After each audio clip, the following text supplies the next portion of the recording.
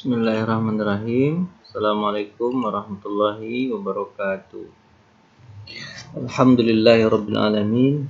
Allazi bi ni'matihi tatimmu shalihat. Asyhadu an la ilaha illallah wa asyhadu anna Muhammadan abduhu wa rasuluhu la nabiyya ba'da amma ba'du.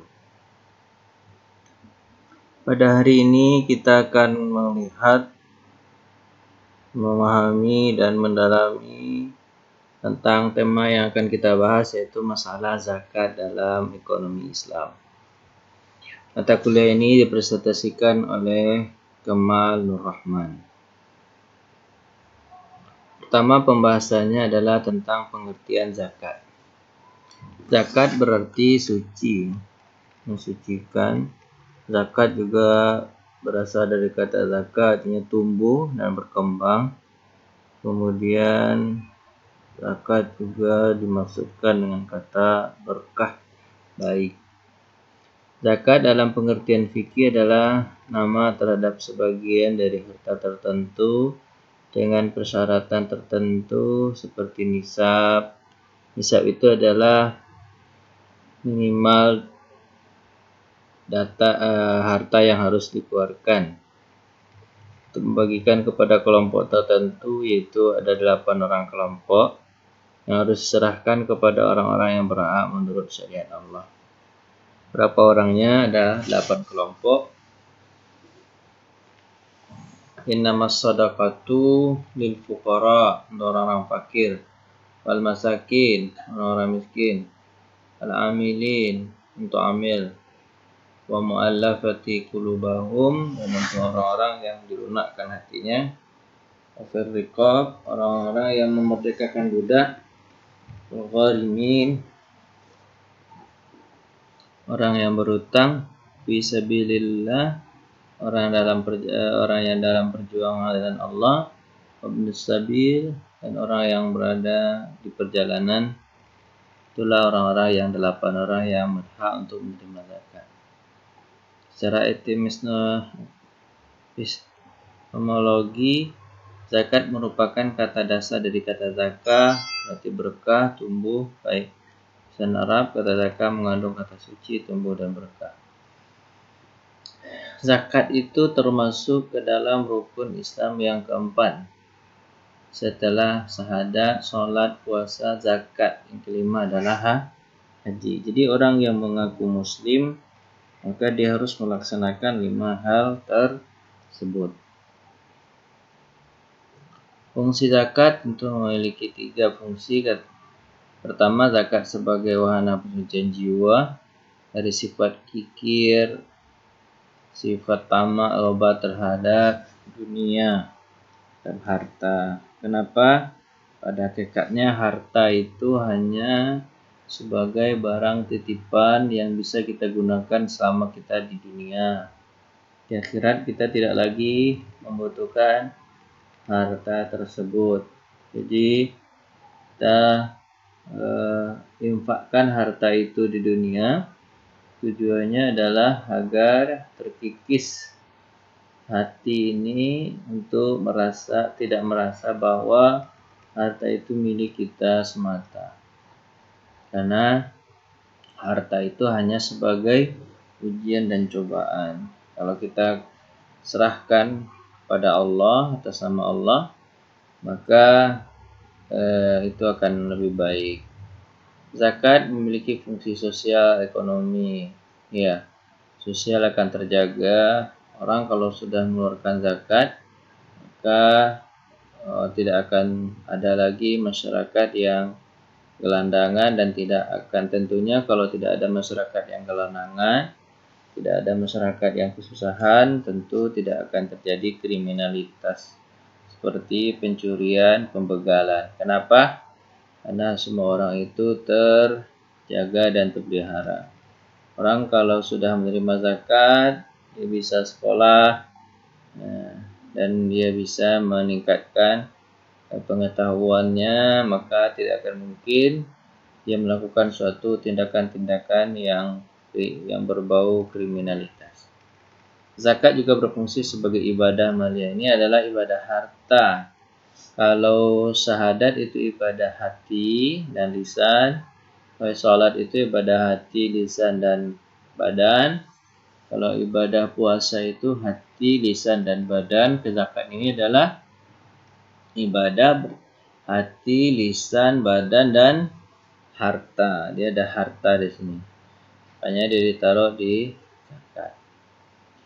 Zakat dan pajak itu hanya hampir mirip, tapi zakat ini untuk orang Islam, sementara pajak umum ya. Untuk orang Islam boleh dan untuk non Muslim juga boleh. Cuman bedanya pajak dengan zakat adalah kalau pajak itu sistemnya kewajibannya dari pemerintah, sementara zakat kewajibannya dari Allah. Pengaruh zakat dalam ekonomi Islam yang sangat besar pengaruhnya, banyak hikmahnya, pengaruh positif jelas bagi orang yang mengeluarkan. Faktor yang terbesar untuk mengurangi kefakiran, nilai zakat dapat mengurangi pengangguran dan nambah lapangan pekerjaan. Saya mau bahas tentang ini saja. Pengelolaan zakat sekarang di Indonesia katanya belum aktif.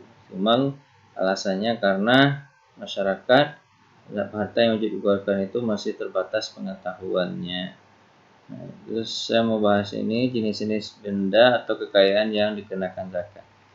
Jenis-jenis benda yang wajib dikenakan zakat kalau dalam fikih itu pertama emas dan perak. Emas beratnya 90 gram, perak beratnya 400 gram. Kalau emas 90 gram kali 1 juta sekarang berarti 90 juta wajib dia membayarkan zakat. Perak harganya sekarang 100.000 dan 400 berarti 40 juta dia sudah wajib zakat. Jadi pilih mana yang ini. Emas dan perak itu diibaratkan kepada harta atau tabungan yang ada. Yang kita punya tabungan 90 juta, maka keluarkan 2,5%-nya sekitar 2.300.000 ya. Nah, itu zakat minimal dari emas. Kalau ada orang yang punya uang perak, kalau dulu kan punya 400 dirham, ya sekitar 40 juta dia sudah wajib zakat. Sekarang jenis mata uang itu satu, yaitu misalnya rupiah gitu. Nggak ada rupiah jenis kertas atau rupiah jenis logam, itu harganya beda, nggak sama aja jenis harganya. Berarti terserah kepada masyarakat memilih uangnya diibaratkan kepada perak atau diibaratkan kepada emas. Kalau diibaratkan kepada perak berarti kalau uangnya 40 juta dia sudah wajib zakat gitu, karena disamakan dengan perak. 2,5% dari 40 juta sekitar 1.200.000-an. 200 dari 40 juta. Kemudian kalau dia menyamakan duitnya dengan emas, berarti dia 90 juta baru wajib mengeluarkan zakat. Kemudian besarnya kekayaan dikenakan zakat dari tiap-tiap jenis ya, nanti sama namanya nisab ya. Nisab zakat minimal yang harus dikeluarkan. Masih di sini yaitu apalagi seperti zakat perdagangan. Perdagangan sama dengan sini ya. Dagangan itu bedanya orang sekarang menghitungnya dari hasil ya, dari keuntungan. Sebenarnya bukan dari pendapatan atau dari keuntungan, tapi dari barang yang masih di stok juga dihitung. Barang yang dijual dengan barang yang dengan uang yang dihasilkan itu dihitung semua sebenarnya. Tapi kebanyakan orang menghitungnya dari pendapatan ya, sementara modal pokoknya tidak dihitung, mana dihitung. Ada zakat dari perdagangan, kemudian zakat dari binatang ternak. Binatang ternak itu banyak jenisnya, ada onta. Kalau 5 ekor onta, 1 zakatnya, 1 ekor kambing. yang umur 2 tahun. Sapi dan kerbau itu disamakan 40 ekor sapi, 30 ekor sapi atau 30 ekor kerbau. Satu zakatnya yaitu 1 ekor kerbau umur 2 tahun. Kalau kambing itu 40 ekor kambing, kemudian zakatnya adalah 1 ekor kambing. Jadi onta 5 ekor, sapi dan kerbau 30 ekor, kambing atau domba 40 ekor.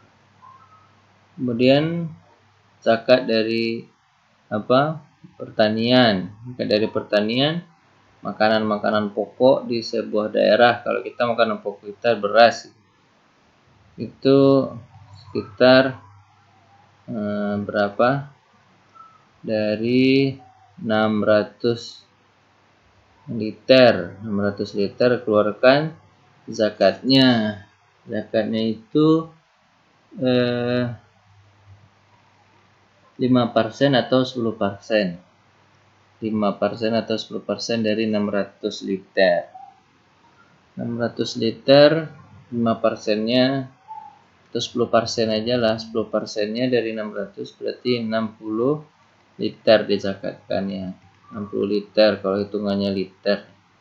60 liter. Kalau seandainya 5% karena dia airnya dihidupkan pakai pakai pompa air, maka 5% berarti 30 liter yang ngeluarin dari 600 liter.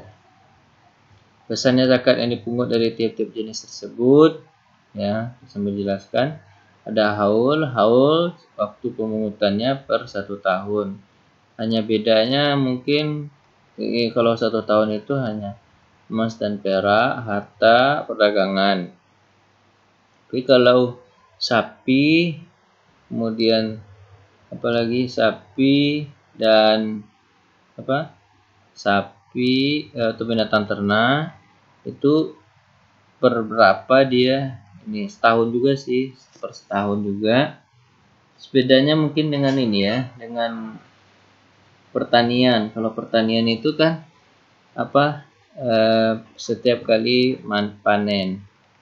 Pertanian atau barang tambang. Kalau barang tambang itu artinya barang yang diambil dari dalam bumi seperti minyak bumi, gas bumi, batu bara, itu kan intan berlian di dalam laut, itu kan mutiara yang diambil begitu. Zakatnya besar itu. Zakatnya adalah 20% setiap kali dapat. Dapat misalnya mutiara 100 biji, berarti 20 bijinya adalah zakat. Itu ya, jenis-jenis penerimaan zakat. Di sini tadi sudah saya sebutkan cara-cara pembagiannya. Mungkin ini cara pembagiannya bisa kepada 1 orang miskin, bisa pula kepada banyak orang miskin, tergantung ya. Atau berkala bisa juga. Siapa yang paling berhak? Yang paling penting adalah orang miskin tersebut dibuat tidak miskin lagi. Kalau cara pengelolaan Islam itu adalah zakat itu bukan untuk saja untuk menghidupi dia bisa makan, tapi untuk mensejahterakan masyarakat. Jadi misalnya uangnya ada 20 juta diberikan kepada 1 orang miskin saja, asalkan orang miskin yang lain itu tidak mati kelaparan gitu, nggak apa-apa diberikan 20 juta kemudian dimodalkan untuk jualan sayur misalnya, dan tahun depan dia tidak menerima zakat lagi. Itu lebih baik daripada dibagi uang itu per masing-masing misalnya 500.000, habis itu tidak bisa berbuat apa-apa, hanya bisa konsumsi. Itu akan tiap tahun dia akan wajib menerima zakat lagi. Jadi Islam itu membolehkan untuk 1 orang 20 juta misalnya, kemudian yang lain menunggu dulu gitu, menunggu giliran dulu. Sejahterakan. Oke, mungkin sampai di sana ya cerita kita tentang zakat. Mungkin luas ini cerita tentang zakat. Mudah-mudahan nanti ada tanya jawab.